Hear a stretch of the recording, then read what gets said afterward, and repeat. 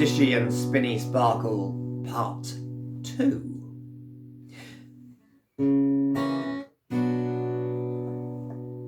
Old Man Penaluna drove his cart towards the general store into the village, and the girls came out to meet him. Well, at least the two oldest ones did.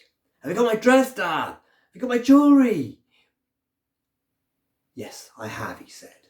And the first thing he did was present them to the two oldest girls.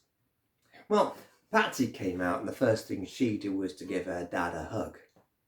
He said, "Don't you want to ask about what I've got for you?" She said, "I know what you've got for me." "And I thank you, Dad. But I thought a hug was more important." He said, "You're right, child," he said. And with that, he took out the Fishy Dishy and the Spinny Sparkle from its secret little place hidden away in the folds of cloth in his trailer. And he handed them to her. And she took them and she sat on a barrel next to the wall in the sunlight. The two older sisters just laughed at her because they'd gone off to go and look their finest so they could go and see old Joe. But secretly they were just looking from the corner of the door whilst she span a little glass ball in the fishy dish. And as she did so, the sparkles of sunlight flashed little dots of light across her face. And as she looked, she said, I can see it all," she said. "I can see it all." The two girls began to get a bit closer. So did Dad, and so did Mum. "What can you see?" "Ha, Meg, I can see you. I can see you kissing Joe behind the barn." "You never did. I never did." "Oh, yes, you did," said Peg. "I know exactly what you did. And Peg, I can see you taking money from Mum's purse." "I never did," said Peg. Mum said, "I knew some was missing." "Dad, I can see you too. You're needed." "What am I needed for?" He was starting to get a bit worried after the two girls. "Up the mine, they run out of dynamite." "Yeah, but I only delivered there yesterday." "Yeah, but they've had a flood and it's flooded all their explosives store and they need some more." "Well, load some in." Well, that's what he did. He went up there and they needed it and he sold them some more, so he was well pleased. When he came back, she was still sat, even as the dusk fell, spinning a spinny sparkle in her fishy dishy. And there's a song that kind of goes with it.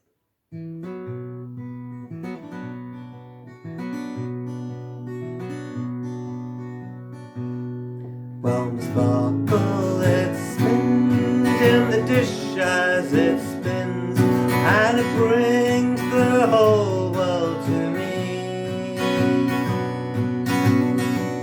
I see the tin in the mine, and the grape on the vine, and the fisherman sit braving the sea. Well, the sparkle, it spins in the dish where it sings, and it brings the whole world to me. I see the farmer on the hills, and the doctors with pills, and the rich ladies sipping their tea. I see the vicar saying his prayers, a crying child on the stairs, and their stories are not hidden from me. From the sparkle, it spins in the dish where it sings, and it brings the whole world to me. From the kings on their thrones to the dogs with their bones, and the treasures that lie deep in the sea.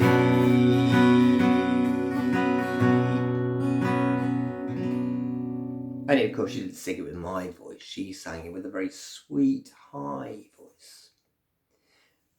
The two older sisters grew more and more jealous because people came from miles around to come and see Patsy and her Fishy Dishy and her Spinny Sparkle, and they'd ask her all sorts of things. Where was the thing that they'd lost? Who was the person they were going to marry? Was their lover going to come back from the sea? Were they going to find tin in the mine today? All sorts of stuff. What was the weather going to be like, and should they put the washing out? And Patsy would look in her Spinny Sparkle and her Fishy Dishy, and sometimes she would give them an answer, and sometimes she'd just say, "Better you don't know." Well, the two older sisters plotted, and they thought, we need that Spinny Sparkle and that Fishy Dishy. We need to have that. And so they decided that they were going to do away with their sister once and for all, so that they could have everything. Well, how they were going to do it was to take her out blackberry. And so they said to the little sister, "Oh, Patsy, Patsy, Patsy, we have been so horrible to you. We want to make it up to you. You know, we really want to look after you and to do something nice together. Wouldn't that be nice?" Well, Patsy just looked and said, "Yes, it would." They said, "Why don't you come blackberry picking with us? There's plenty out at this time of year. They're just in the right place." And Patsy said, well, what could she say? "Of course I'll come with you, but I need to go and see my daddy first." "All right," they said, "we'll meet you in a bit. Bring a basket. And don't forget your Fishy Dishy and your Spinny Sparkle. We know you can't be doing without that." Patsy went to see Dad. Now you might think, if Patsy's one of these people who can look in a Spinny Sparkle and a Fishy Dishy and can see all these things in the future for people, she might have seen what was going to happen to her. But I think Patsy could see even further in the future than that. So she said to her dad, "Daddy, my sisters have invited me blackberry picking." "Well, that's nice. They'll look after you proper." "I'm sure they will," said Patsy, "but would you do me a favour and just look after my Fishy Dishy and my Spinny Sparkle? And will you promise me something?" And Dad said, "Yeah, I promise you anything. What do you want?" "Will you hide it away and not let anybody know that you've got it? And don't give it to anybody until you see me again, alive or dead." "Oh, I shall see you alive," he said. "Will you just promise me that, Daddy?" "Well, of course I will," he said. And he took the Fishy Dishy and the Spinny Sparkle and he pressed a little button on the side of his desk and out slid a secret little drawer. Tucked it away perfectly, shut it up. He said, "There you go. Nobody but you and I know that that's there. And I will not give it to anybody else until I see you again." And with that, Patsy set off for a smile to go blackberry picking. And for a while they had a pleasant enough chat as they climbed higher and higher up the hills and deeper over the mine spoils and the piles of granite rocks towards where the old mine shafts were.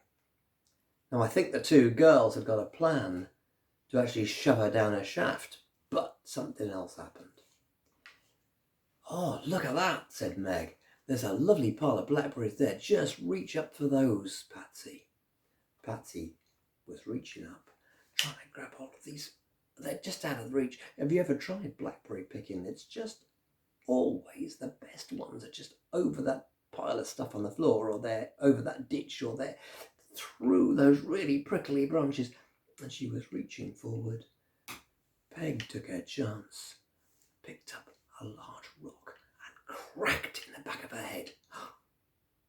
It seemed that it had killed Patsy stone dead, and there she lay on the floor. Well, I hope we're going to shove her down a shaft. Yeah, but we can't shove her down a shaft. We've got to search her first for a fishy, dishy and a stupid spinny sparkle, can we? Said Peg. Well, that's true. Told her to bring it, so we'll search her. She carried it everywhere. Well, they searched the body, and of course, they couldn't find it. Now, it happened that Patsy was too big to lift up and go and shove down a mine shaft, so they thought, what are we going to do now? So they took a pile of rocks, and they built a kind of cairn over the top of her. Big pile of rocks with all this mine waste. Then they smeared dirt in their faces, and they raced off down the hill. Mum, Dad, terrible things happened. Patsy was climbing up to get some blackberries and she fell down an old mine shaft. Well, of course, there was uproar in the village and everybody was in tears, and they sent parties out and people tried to climb down the mine shaft and abseil down it, but no sign of Patsy anywhere. And they thought that she must have fallen in the waters at the very bottom and got just washed away. And for a while, nothing happened. Months passed. Some years.